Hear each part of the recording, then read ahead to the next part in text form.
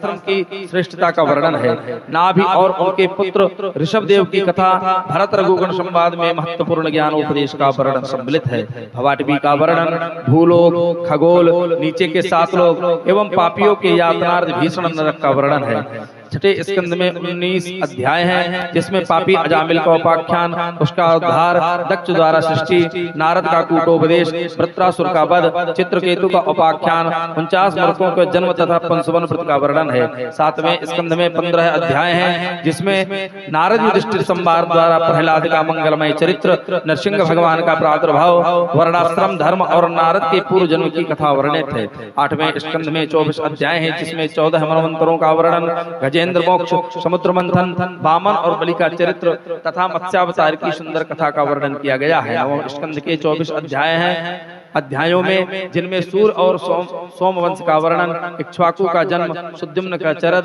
चरित्र, शशाद आदि राजाओं के चरित्र, सुकन्या का चरित्र, अम्बरीशोपाख्यान, भक्तापराध में दुर्वासा को दंड, इक्ष्वाकु वंश का वर्णन, प्रकुत्स, खट्वांग, मानधाता, शौभरी, त्रिशंकु, हरिश्चंद्र, सगर तथा भगवान श्री राम का मंगलमय चरित्र है। राजा निमिका वंश, चंद्रवंश का वर्णन, परशुराम जी का चरित्र, दुष्यंत रंतिदेव, भरत आदि राजाओं का विलक्षण चरित्र, नहुस, ययाति और युद्ध के वंश का वर्णन है। 10वें स्कंद में 90 अध्याय है, जिसमें सर्वप्रथम भगवान श्री कृष्ण का जन्म, पूतना का उद्धार, शकटासुर का वध, तृणावर्त का वध, वत्सासुर और बकासुर का उद्धार, काली दमन, धेनुकासुर का वध, ब्रह्मासुर का वध, दावानल में गोपियों की रक्षा, वेणुगीत, गोपियों का चीरहरण, गोवर्धन धारण, इंद्र का दमन,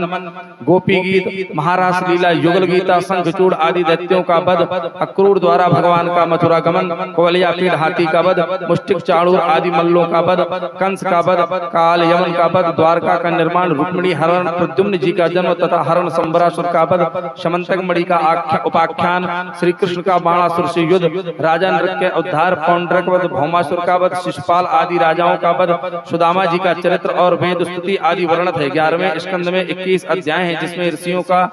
यदुकुल को साप, मूसलोत्पत्ति, निमिषदेश्वर संवाद द्वारा नारद का वसुदेव को भागवत धर्म का उपदेश, माया का स्वरूप और उसकी निवृत्ति के साथ भगवान के कतिपय अवतारों का वर्णन,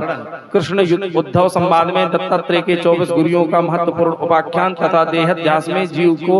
संसार होता है वस्तुता नहीं इसका विवेचन, संसार का मिथ्यत्व वर्णन, बुद्ध मुक्त पुरुष के लक्षणों का वर्णन, सत्संग की महिमा, हंस रूप से सनकादि के जटिल प्रश्नों का खंडन पूर्वक उत्तर, 18 सिद्धियां तथा धारणाओं का वर्णन, भगवान की मंगलमय विभूतियों का वर्णन, वर्ण और अध्याय के धर्मों,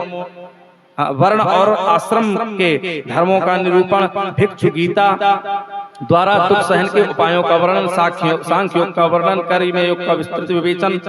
अंत में संपूर्ण ब्रह्म मीमांसा का सार निरूपण, उद्धव का बद्रिकाश्रम गमन तथा युद्धकुल का संहार कराकर भगवान श्री कृष्ण का सशरीर परम धाम में गमन बताया गया है। 12वें स्कंद में 13 अध्याय हैं, जिसमें कलयुगी राजाओं का इतिहास, युग धर्म, कल की अवतार, नाम कीर्तन का महात्म्य, 4 प्रकार के प्रलय, राजा परीक्षित का मृत्यु भय निवारण तथा मोक्ष, वेदों की शाखाओं का विभाजन, मार्कंडेय की कथा तथा सूर और सूर का व्यूह एवं पुराणों की संख्या वर्णित है। इस प्रकार से 18,000 श्लोकों में भगवान